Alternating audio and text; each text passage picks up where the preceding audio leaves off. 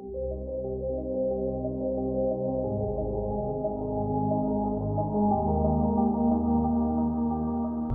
आज के इस वीडियो में स्वागत है आप सभी का। और आज के इस वीडियो में हम जानेंगे अगर आप एंडोस्कोपी रिपोर्ट कराते हैं तो यहाँ पर आपको क्या क्या सावधानी रखनी चाहिए। यानी कि अगर एंडोस्कोपी रिपोर्ट आप कराते हैं तो आप अकेले जाएं या फिर आपको खाली पेट जाना चाहिए, कितनी देर तक आप खाना खा सकते हैं, कितनी देर पहले खाना खाने के बाद आप एंडोस्कोपी रिपोर्ट करा सकते हैं। एंडोस्कोपी रिपोर्ट कराने के लिए हमें क्या क्या चीज़ों की जरूरत पड़ेगी। देखिए, जब हम एंडोस्कोपी रिपोर्ट कराने जाते हैं तो यहाँ पर हमें किसी भी चीज़ को घर से नहीं ले जाना है, केवल 2 अटेंडर लेके जाना है। अगर जरूरत पड़ेगी तो आपको वो अटेंडर्स उधर से लेके आएंगे, उसका कारण मैं आपको बताऊंगा। तो एंडोस्कोपी रिपोर्ट हम क्यों कराते हैं? जब हमारे शरीर में कोई इन्फेक्शन होता है, जीआईटी खाने की नली से रिलेटेड कोई इन्फेक्शन होता है, तब हम एंडोस्कोपी रिपोर्ट कराते हैं। ये 2 प्रकार के होते हैं, एक होता है डायग्नोस्टिक, दूसरा होता है थेराप्यूटिक्स। इनके दोनों के अलग अलग उपयोग होते हैं, ठीक है। डायग्नोस्टिक जो होता है उसे हम जांच करने के लिए पता लगाते हैं। कोई अगर वहां से हमें बायोप्सी कोई टुकड़ा लेना है स्किन का, जो पता लगा सके क्या बीमारी उसके अंदर है, तो इसलिए हम डायग्नोस्टिक करते हैं। थेराप्यूटिक इसलिए करते हैं कि जब किसी व्यक्ति को खून की उल्टियां होती हैं तो वहां पर हम बेंड कर सकें या फिर फूला हुआ हिस्सा है उसे हम काट के निकाल सकें, ठीक है। ये होता है थेराप्यूटिक, इसके अलग अलग उपयोग भी होते हैं। अब बात करते हैं कि आपको क्या क्या सावधानियां रखनी चाहिए। अगर आप एंडोस्कोपी रिपोर्ट कराने जाते हैं, एंडोस्कोपी टेस्ट कराने जाते हैं, तो ऐसी सिचुएशन में आप 6 घंटे खाना खाने के 6 घंटे बाद इस रिपोर्ट को करा सकते हैं।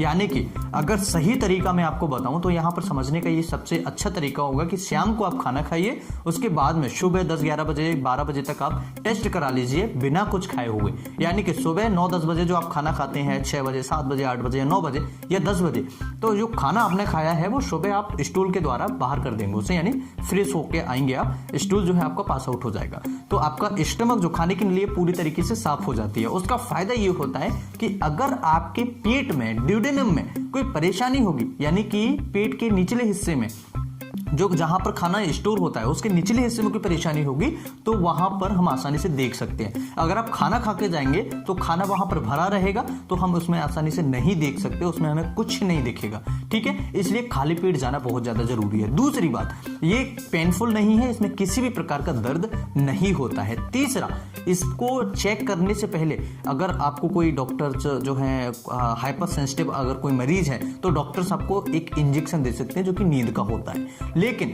उस दिन अगर किसी व्यक्ति को नींद का इंजेक्शन दिया जाता है तो आपको उस दिन कोई भी किसी भी प्रकार की इंजेक्शन लेने के बाद में ड्राइविंग नहीं करनी है, कोई गाड़ी नहीं चलानी है, चाहे वो बाइक हो या कार हो या ETC, राइट। इसके बाद में आपको हॉस्पिटल में 3-4 घंटे के लिए रखा जा सकता है, क्योंकि जब तक उस नींद के इंजेक्शन का असर कम नहीं होगा तब तक आपको वो वहां से नहीं आने देंगे, राइट। और उसके बाद में आप घर पर आराम से आराम कर सकते हैं। इस टेस्ट को कराने की जो प्रोसीजर होती है उसमें आपको पता लग सकता है कि आपके खाने की नली में क्या क्या समस्या है, क्या कोई फूला हुआ पार्ट है या अल्सर छाले हैं या फिर कोई और बीमारी है या कैंसर के सिम्टम्स हैं या फिर कोई किसी भी तरह की बीमारी अगर आपके खाने की नली से रिलेटेड है तो वहां पर आपको पता लग जाता है। इसे हम क्यों कराते हैं?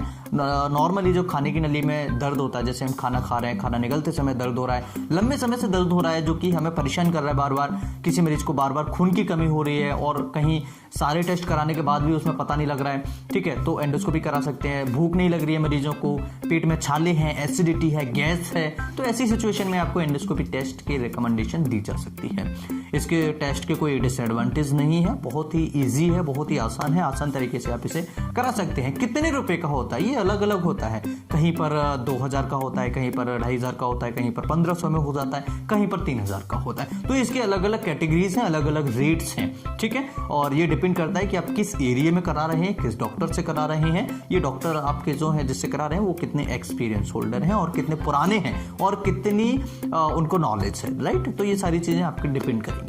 और ये वीडियो मुझे लगता है आप सभी को एंडोस्कोपी से रिलेटेड बहुत अच्छा लगा होगा। वीडियो अच्छा लगे तो लाइक शेयर सब्सक्राइब करें। अगर आप हमारे मेन चैनल पर नहीं गए डॉक्टर लोकेंद्र गौड़, तो वहां पर आप सभी ट्रीटमेंट से रिलेटेड वीडियोस आपको मिलती रहेंगी। आप सर्च कीजिए या फिर आप जैसे ही गूगल पर डालेंगे डॉक्टर लोकेंद्र गौड़ तो आपको वही चैनल देखने को मिलेगा। मैं फिर मिलता हूँ उसी तरीके से नई वीडियो में, तब तक के लिए फॉलो करिए, सब्सक्राइब कीजिए, सपोर्ट कीजिए, लाइक शेयर सब्सक्राइब करना ना भूलिएगा। Thanks for watching, have a nice day.